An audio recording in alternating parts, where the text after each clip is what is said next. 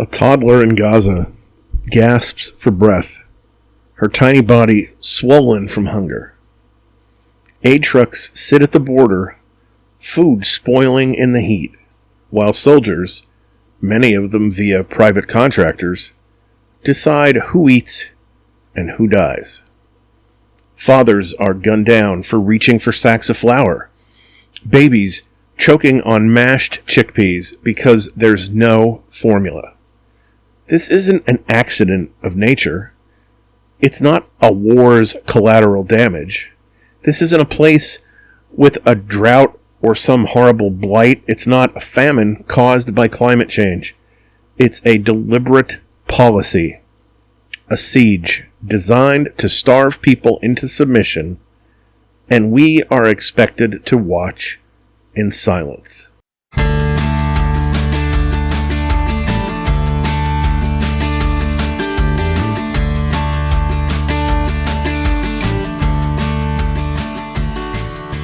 You are listening to Your Neighbor on the Left, the podcast where we talk about liberal politics, human decency, and life on the blue side of America's ideological divide. My name is Don Spielis, your host. Today we're tackling a subject that is nothing short of horrifying: the ongoing atrocities in the Israel-Palestine conflict, specifically the deliberate starvation of Palestinian civilians in Gaza by Israel. This isn't some abstract debate. It's a humanitarian catastrophe unfolding right now in August 2025, and the world is letting it happen. We're talking thousands dying from hunger, aid blocked at borders, chaos at distribution points where people are shot just for trying to get food, and on top of it all, the Israeli Prime Minister who's facing war crime charges from The Hague. But here's what really boils my blood. While real antisemitism festers in far-right corners here in the U.S., conservatives are quick to slap the anti-Semite label on anyone daring to criticize Israel's actions. It's a deflection tactic, but it's working. We're going to deep dive into all this, backed up by reports and expert insights. This is going to be a long one, but it's necessary. But before we do the deep dive, let's look at a few hot topics.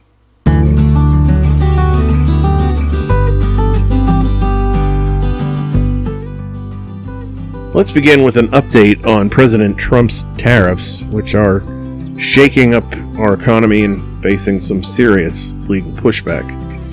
Over the last 10 days, we've seen new trade deals, tariff hikes, and a court ruling that might change everything. So let's break it down. Of course, Trump's been all in on tariffs since he took office, calling them the key to protecting American jobs and raising revenue to replace income taxes. Back in April, he launched what he dubbed Liberation Day. Tariffs 30% on Chinese goods, 25% on Canada and Mexico for certain products, and a 10% baseline on most other imports. He's using a 1977 law called the International Emergency Economic Powers Act, or IEEPA, to justify them, claiming trade deficits and issues like fentanyl smuggling are national emergencies. Now, fast forward to the last 10 days, and things have escalated. Since August 1st, Trump's doubled tariffs on India to 50%, hit Brazil with the same, and signed a trade deal with South Korea capping tariffs at 15%. He's also secured deals with Vietnam and the EU, and there's a big deadline with China on August 12th. The White House says these tariffs have brought in $150 billion this year alone, which sounds like a win, right? But here's the catch. These tariffs are hitting us hard. Economists say they've jacked up prices by 2 to 3% on everything from phones to cars to groceries. If you've noticed your grocery bill creeping up, this is part of why. Big companies like Walmart and Ford are warning of price hikes. And small businesses, think mom and pop shops, they're getting crushed by higher import costs. Globally, it's a mess too. Canada's retaliating with the 25% tariff on our goods, and China's hitting back, hurting our farmers and exporters. The stock market took a dip after these latest tariff hikes, and with that China deadline looming, tensions are only growing. So let's talk about that legal drama that I mentioned, because this is where it gets juicy. Trump's tariffs hinge on the IEEPA, but a federal court said, hold up, that's not how this works. In late May, the U.S. Court of International Trade ruled that using IEEPA for broad tariffs, like that 30% on China or the 10% global baseline, is illegal. They issued an injunction to stop them, arguing trade deficits don't qualify as emergencies under the law. But on May 29th, the U.S. Court of Appeals for the Federal Circuit Court put that injunction on hold, so the tariffs are still in place while they review that case. On July 31st, the Federal Circuit heard arguments in a lawsuit called VOS Selections Incorporated versus Trump, brought by small businesses and backed by 12 Democratic-led states. These folks say Trump's overstepping his authority, and the court seems skeptical of his legal argument. There's another case, Learning Resources versus Trump, where a D.C. court blocked tariffs for 2 Illinois toy companies, but that's also on pause pending appeal. And here's a wrinkle. The Supreme Court's recent Trump v. Gaza Incorporated ruling limits nationwide injunctions, which could make it harder to stop these tariffs entirely. So what's at stake? A lot. If the courts rule against Trump, importers could demand refunds on that $150 billion in tariffs, which would be a nightmare for Customs and Border Protection. But the damage is already done. Higher prices are hitting consumers now, and unwinding that won't be easy. Trump's not sitting still, though. He's using other laws, like Section 232 of the Trade Expansion Act, to slap 50% tariffs on steel and aluminum, which aren't tied to these IEEPA cases. So even if he loses in court, he's got other options. The big question is whether the Supreme Court, likely hearing this by mid-2026, will curb his power or just let him keep swinging. To get a clearer picture, there is info from Dr. Sarah Lynn, a trade policy expert from Georgetown University, and her insights are eye-opening. According to Dr. Lynn, these tariffs are essentially, as we've been told, taxes that importers pay, which then get passed on to us, the consumers. We're talking 5 to 10% price hikes on cars, electronics, and many, many more items. Small businesses, like those suing Trump, are struggling to keep up with these costs, and it's disrupting supply chains left and right. That $150 billion in revenue, it's a fraction of the federal budget, and it's offset by the hit to exporters, especially farmers, who are losing markets to Canada and China's retaliatory tariffs. On the legal side, according to Dr. Lynn, the Federal Circuit's skepticism is a bad sign for Trump, but the Supreme Court is a wild card. They've limited executive overreach before, like in a 2023 case against Biden's student loan plan, but they often defer to presidents on foreign policy, so it's anyone's guess how they'll actually rule. If Trump loses, Dr. Lynn thinks his trade deals with the EU or South Korea could still hold since they're bilateral, but his leverage on future talks, like with China, would take a hit. If you've got a small business, Dr. Lynn says diversify your supply chains as much as possible and look to USMCA countries with lower tariffs and keep an eye on those court cases for potential refunds. As for us consumers, she says, brace for higher prices until the dust settles. So we continue to have a tariff policy that's raising prices, sparking trade wars, and facing a legal showdown. The Federal Circuit's ruling, expected by late summer or fall, will be a big moment. If they side against Trump, we're headed for a Supreme Court battle by mid-2026. Meanwhile, President Trump's forging ahead with new tariffs on Brazil and India and China, whose deadline is tomorrow, at the time of this recording. For us, it's higher costs at the store, and for businesses, it's a scramble to adapt. The talking heads on conservative media are, cheering Trump's America First stance, saying it's bringing back jobs.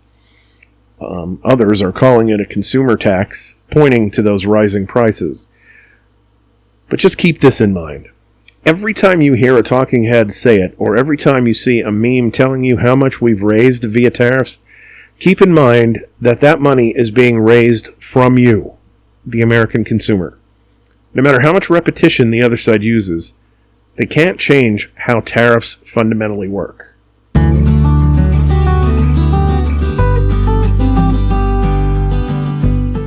News hit the internet today of the latest push to get the Supreme Court to roll back same-sex marriage, led by none other than Kim Davis, the Kentucky clerk who made headlines a decade ago for saying no to gay couples.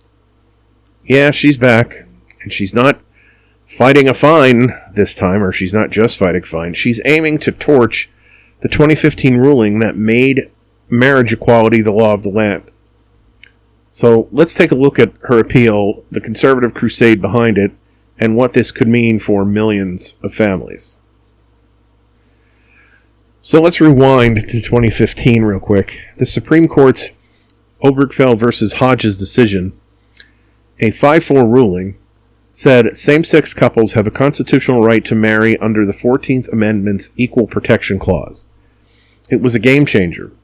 Over 800,000 LGBTQ plus couples have tied the knot since, with nearly 1 in 5 raising children.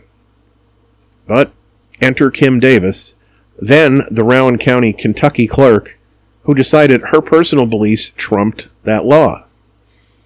She refused to issue marriage licenses to same-sex couples, citing her born-again Christian convictions and God's definition of marriage. One couple, David Ermold and David Moore, called her out, and when she wouldn't budge, a judge threw her in jail for 6 days for contempt of court. Now, fast forward to 2023, a jury ordered Davis to pay Ermold and Moore $100,000 for emotional damages plus $260,000 in legal fees. She's been fighting this ever since, arguing her First Amendment right to religious freedom should shield her. Lower courts weren't having it, with the Sixth Circuit ruling in March 2025 that she was liable for state action, not personal speech, so the First Amendment doesn't apply. Now, on July 24th, 2025, Davis and her lawyers at Liberty Counsel, a Christian legal group, filed a 90-page petition to the Supreme Court asking not just to dodge the damages, but to overturn Obergefell entirely, calling it egregiously wrong and a legal fiction.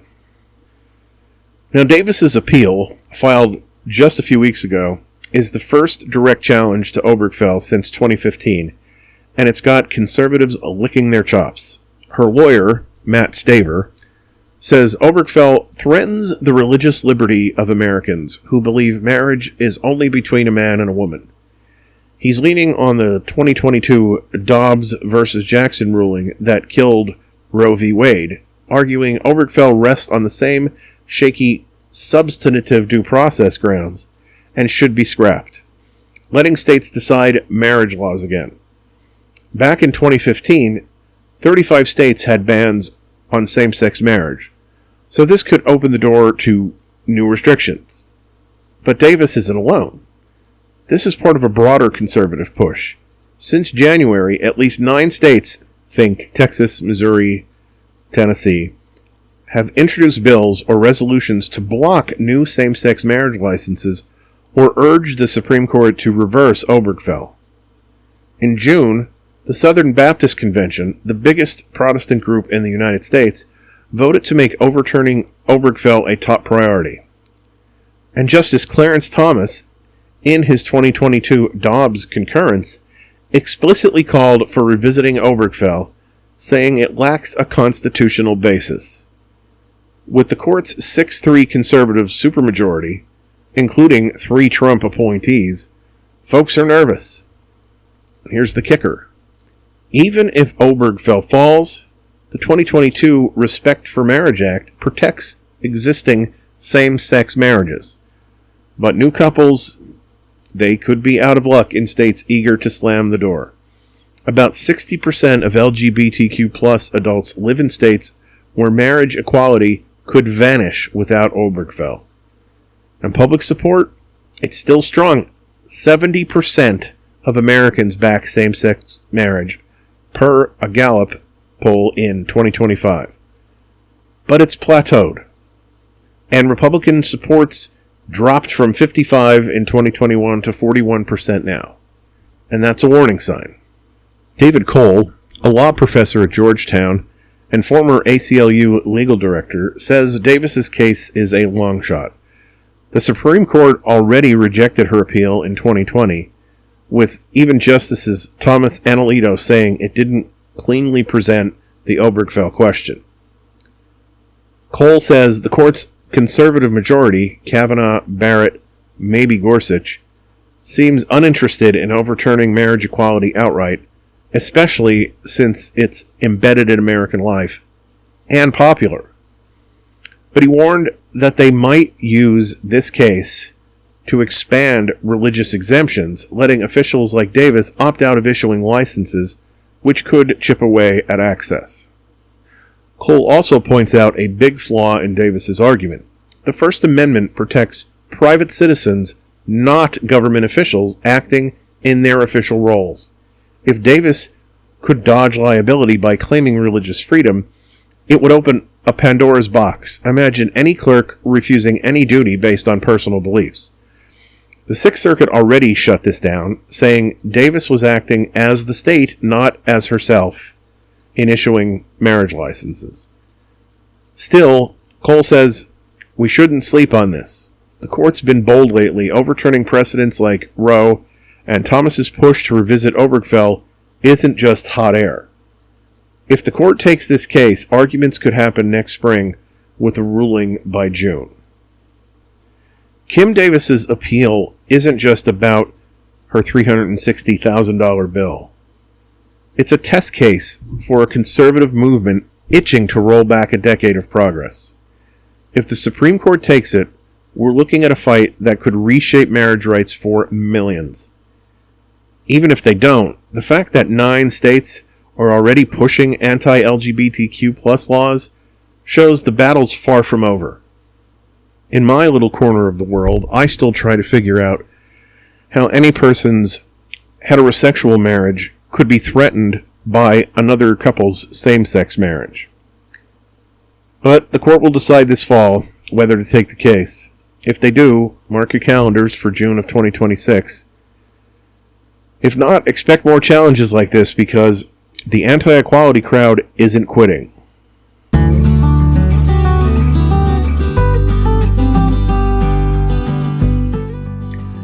South Carolina, land of sweet tea, shrimp and grits, and apparently politicians who think subtlety is a 4-letter word. And into this proud tradition steps Congresswoman Nancy Mace, the self-proclaimed Trump in high heels, who has now decided the governor's mansion is to be her next catwalk. Now, it's no secret that I disagree with most, if not all, right-wing politicians. But I have a few that stand out as my particular disfavorites. Think your Lauren Boebert, your Ted Cruz, your Marjorie Taylor Greene. And Nancy Mace certainly makes that list. Nancy Mace is running for governor. And if you thought she was already at peak volume in Congress, just wait until she gets the keys to the whole state. This is a woman who will happily stand on the roof with a bullhorn yelling, "Look at me," and then accuse you of being a radical leftist for suggesting she keep it down after midnight. A little background on Congresswoman Mace. She was born in 1977 and grew up in South Carolina. Her early life was not easy. She's been open about surviving horrific abuse, dropping out of high school, eventually getting her GED, and in 1999 she became the first woman graduate from the Citadel, the South Carolina's military college. And I won't take that away from her. That is genuinely impressive. It's the kind of achievement that could be the start of an inspiring story, if Nancy didn't spend so much time using it as an all-access pass to act like a professional chaos merchant. She jumped into politics in 2020, winning a congressional seat in a competitive district. Since then, she's made herself one of the loudest Republican voices in the state, which, let's be honest, is like saying you're the loudest fire alarm in a warehouse full of malfunctioning fire alarms. Her voting record is a greatest hits compilation of right-wing talking points. Pro-life, with exceptions for rape and incest, a deep love for school choice, which is code for privatizing public education, and strong opposition to LGBTQ rights. She's also one of those let's end Obamacare people, because nothing says family values like kicking people off of their health insurance. And as I've alluded to, Nancy's no stranger to the spotlight. She loves to talk, and she says some really interesting things. When she launched her campaign for governor, she declared, "God's not done with South Carolina, and neither am I." Incredibly humble way to start. It's the sort of thing you say when you're planning a church bake sale, not a political power grab. Then there was her promise to, quote, "deliver for President Trump at the state level and export all radical policies out of South Carolina," end quote. I'm sorry, export policies? Like we're talking about cargo containers full of wokeness being shipped to foreign ports? I'm not even sure what that means. And of course, Nancy's known for her incredible people skills. When some of her constituents complained about her skipping a town hall, she referred to them as evil, nasty, ugly, and that their complaints were BS. Always good to alienate the people who vote for you. She also once managed to fit a transphobic slur into a sentence 4 times in 2 seconds. And it's a sentence I can't quote. You can look it up for yourself. And then afterwards refused to apologize, saying, "I don't really care." That's not just doubling down, that's building a luxury condo on your own moral ground. And on the 4th of July, she somehow managed to confuse parts of the Declaration of Independence with an indictment. I guess when you spend enough time defending Donald Trump, the word indictment just starts showing up everywhere. She was trying to mock Hakeem Jeffries after he made comments about something in the Declaration of Independence and needed to be taught exactly what the Declaration of Independence actually says. This is another one to Google if you're interested. So given all this lovely information, my question then would be, so what are her chances of winning? In the Republican primary, she's up against a crowded field. Lieutenant Governor Pamela Evette, Attorney General Alan Wilson, and Representative Ralph Norman, just to name a few. Think of it like a political version of the Real Housewives of Columbia. Except instead of wine glasses, they're throwing legislation at each other. In the general election, forget it. South Carolina is as solidly Republican as it gets. Whoever wins the GOP primary basically gets sworn in early. So really, the big question is whether Nancy can out-MAGA her competitors without tripping over her own stilettos. And she's already leaning hard into that strategy, pledging loyalty to Trump, promising to go full throttle on a culture war, and positioning herself as the fighter who doesn't owe the so-called backroom boys anything.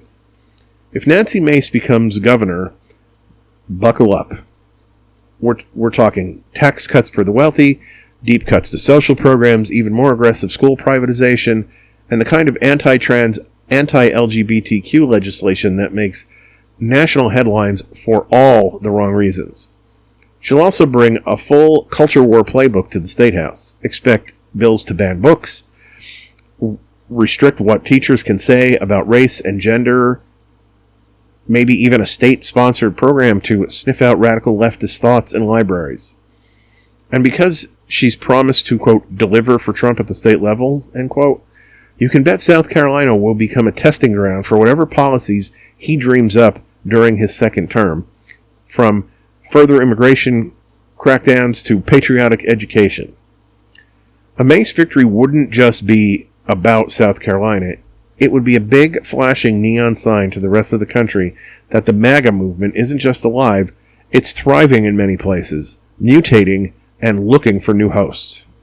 It would also turn Nancy into a national figure, and if you think she likes attention now, just wait until every Fox News reporter has her on speed dial. So there's that. Nancy Mace, the congresswoman who never met a controversy she couldn't pour gasoline on, wants to run an entire state. She's pitching herself as a political outsider, despite having been in Congress for years. She's promising loyalty to Trump, promising to crush radical ideas, and promising to make South Carolina a beacon of ultra-conservative governance. If you like the idea of your state being a 24/7 live stream of Turning Point USA, she's your gal. If not, well, I hope you like yelling at your TV.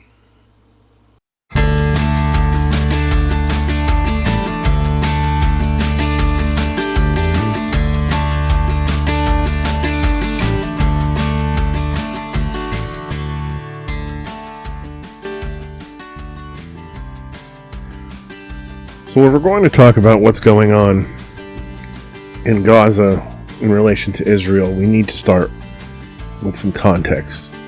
Because if we don't understand how we got here, it's easy to buy into the sanitized narratives peddled by the mainstream media.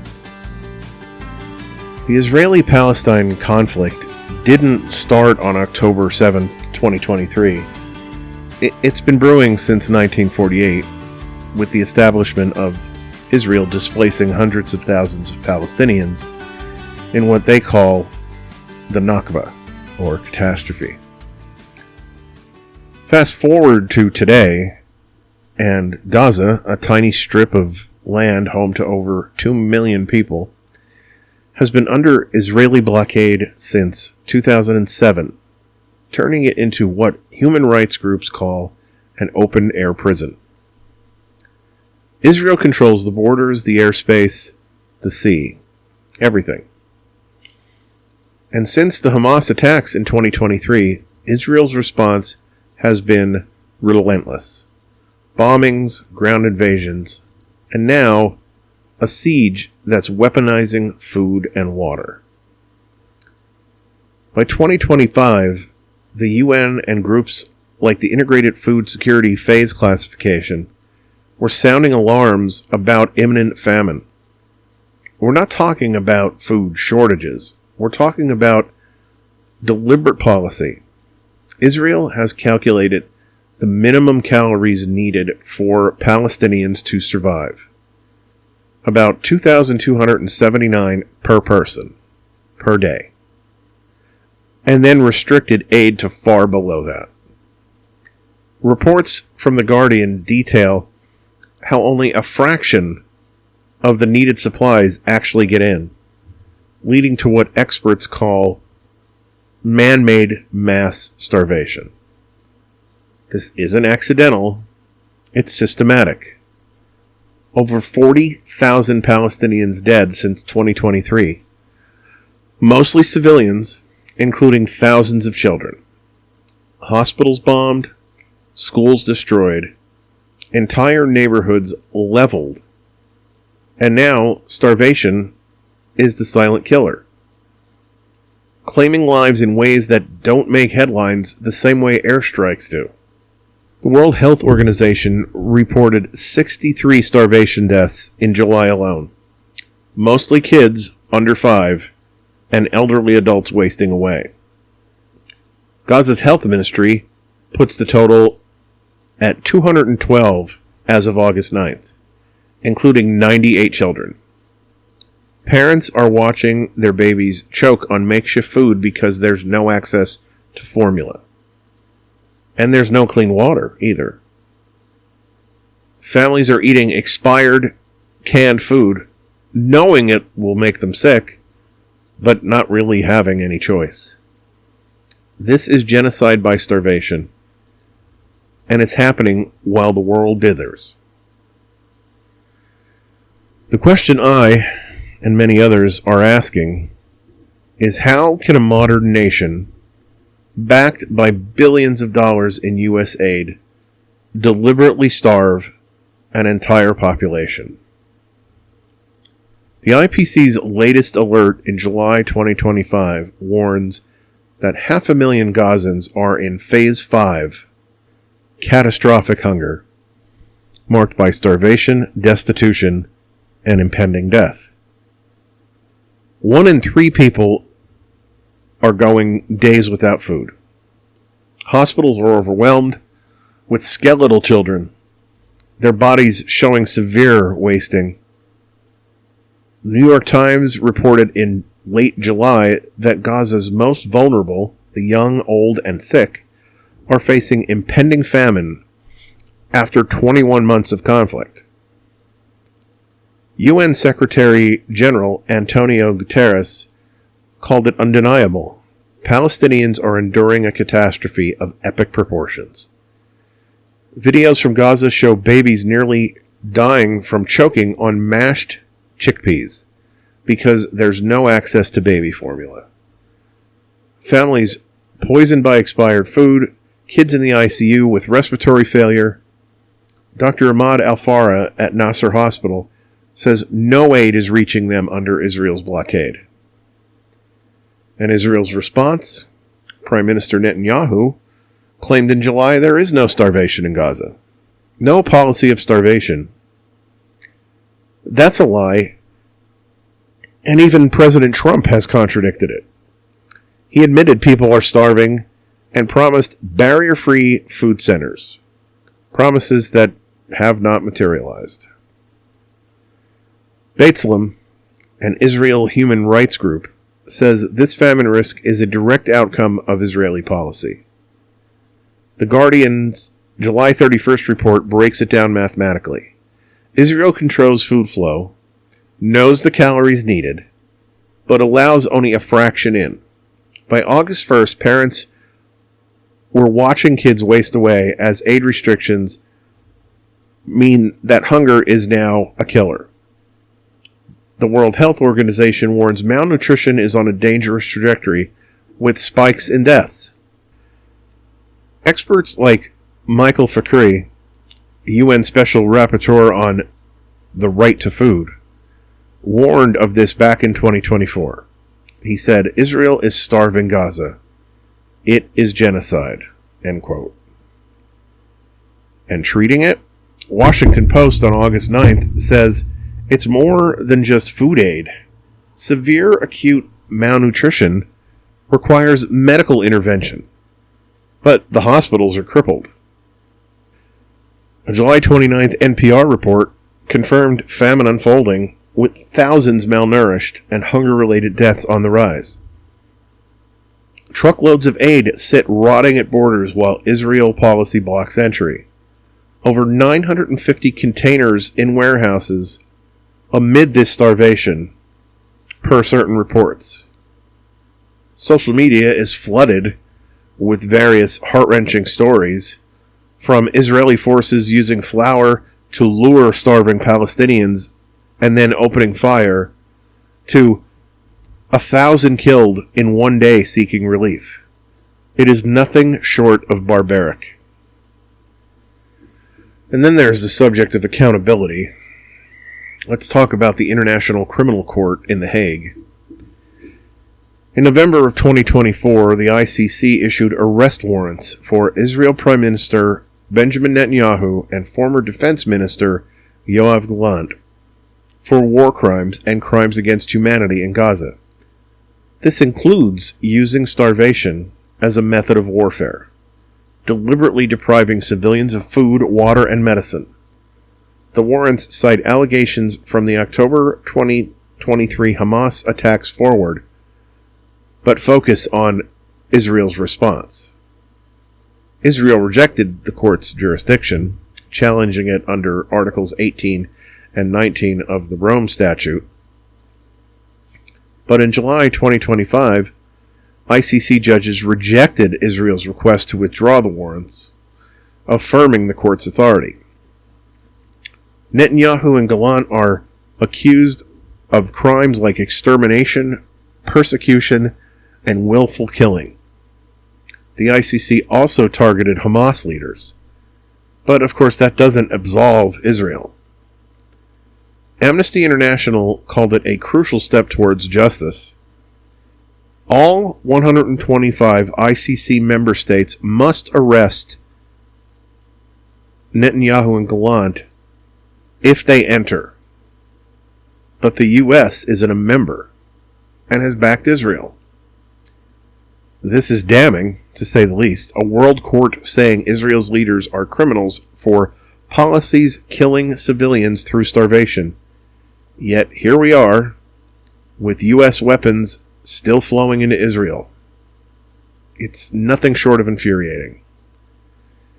Even when aid trickles in, it can be a death trap. Reports from May to August 2025 paint a picture of utter chaos at distribution points. Al Jazeera's visual guide from May shows Israel forces opening fire on starving Palestinians, killing at least 3 and injuring dozens. In June, CNN detailed a new U.S.-backed program mired in tragedy, crowds storming sites, Israeli troops firing warning shots, contractors withdrawing. Videos and witnesses point to Israeli gunfire at enclosures where people gather for food. The Gaza Humanitarian Foundation, backed up by the U.S. and Israel, saw its first sites in Rafah descend into utter mayhem. Fences torn down, people desperate. By June, accusations flew. The Gaza Humanitarian Foundation claimed Hamas threatened workers, making distribution impossible. Hamas denied it, saying the group lacks neutrality.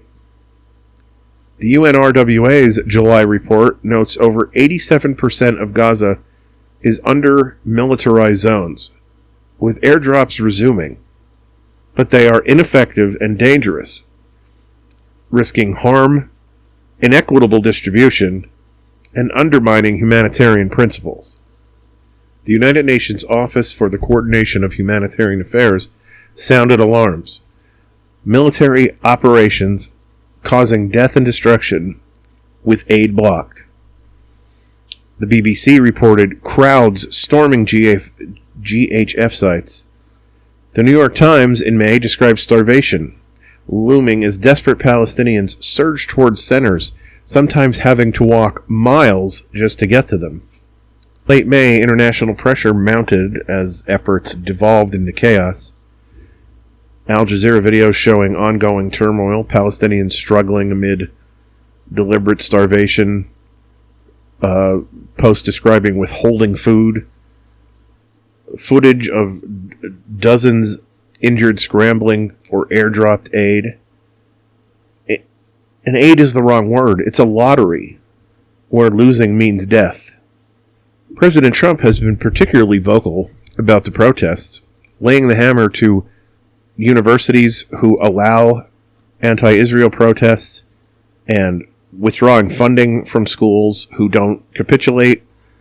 And while we hear all this rhetoric from the administration about these campus protests, the real anti-Semites in the United States seemingly get a pass.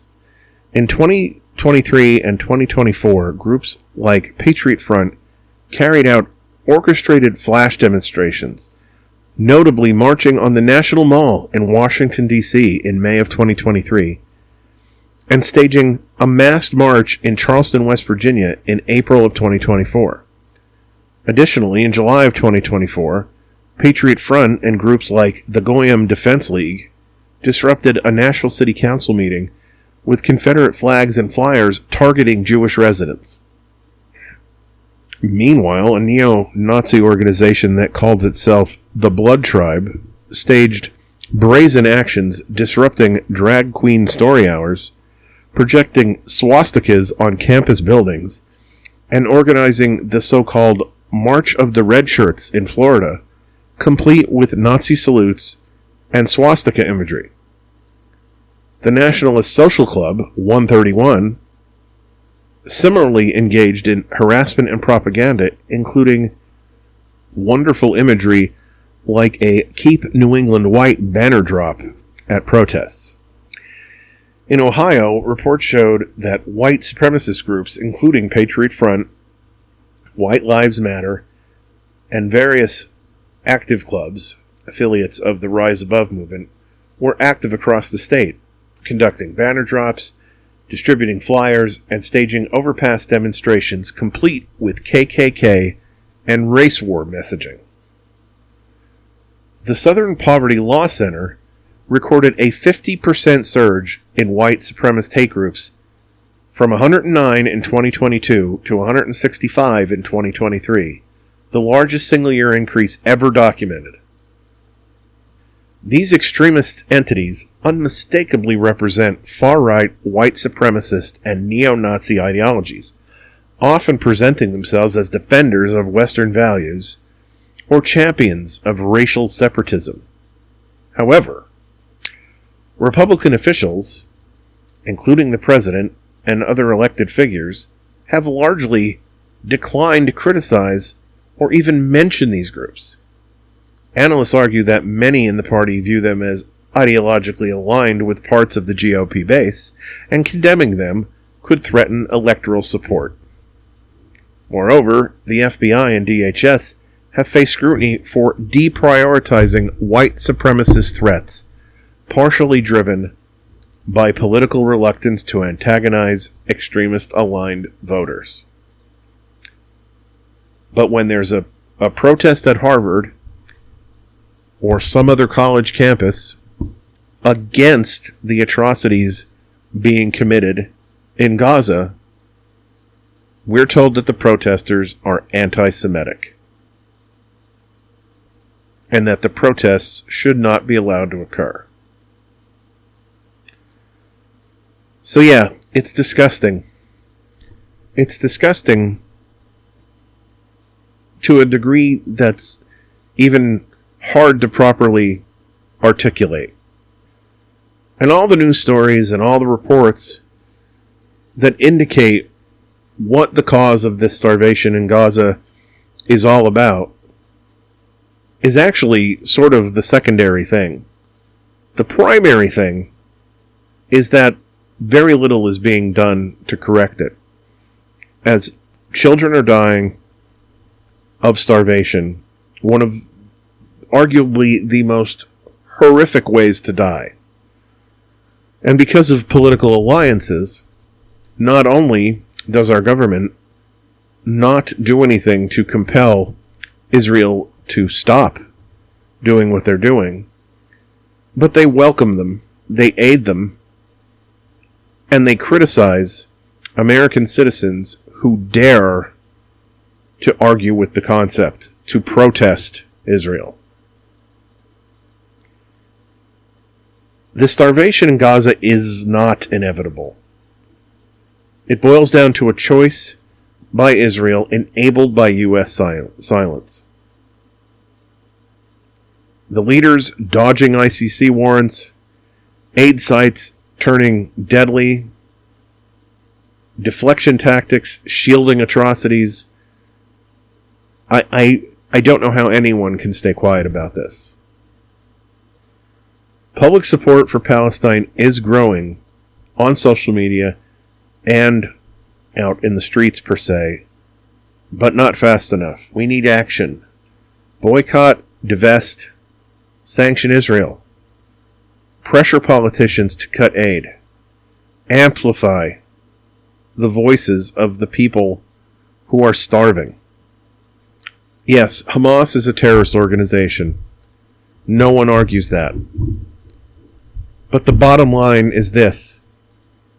If in order to fight terrorism, you have to starve children, you've already lost.